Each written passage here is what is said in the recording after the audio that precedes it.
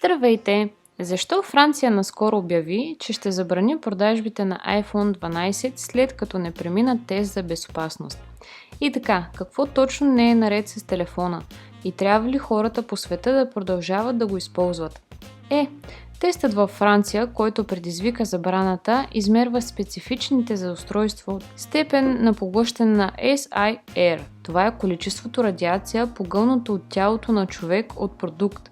Правителствена агенция във Франция, отговорна за измерването на SIR на продукта, събра 141 произволни смартфона за тестове.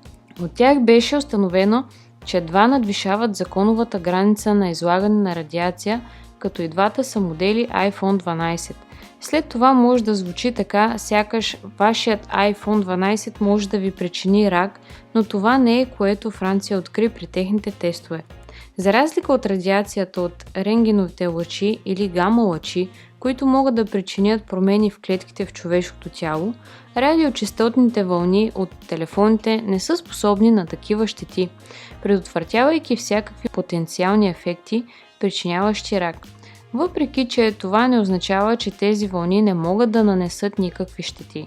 Те могат да надхвърлят определена граница на продължителност, да нагреят телесната тъкан и да причинят изгаряния или топлинен удар. И така, това ли е способен да направи iPhone 12? Не съвсем. Според Френската национална агенция за честотата, SAR на iPhone 12 е 5,74 вата на килограм, което надвишава законовата граница от 4 вата, но все пак е много малко вероятно да представлява какъвто и да е риск за човешкото здраве. Сега Apple оспори резултатите на тестовете на Франция и предостави на агенцията множество тестове на Apple и независими лаборатории на трети страни, доказващи нейното съответствие с всички регулации и стандарти в света. Но Apple очевидно иска Франция да върне iPhone 12 обратно на рафтовете на магазините, възможно най-скоро.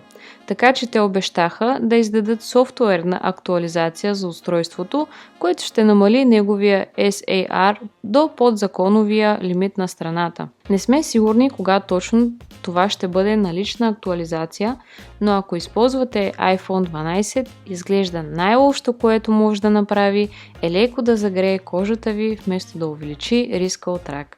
Това беше всичко за Apple. Благодарим, че гледахте!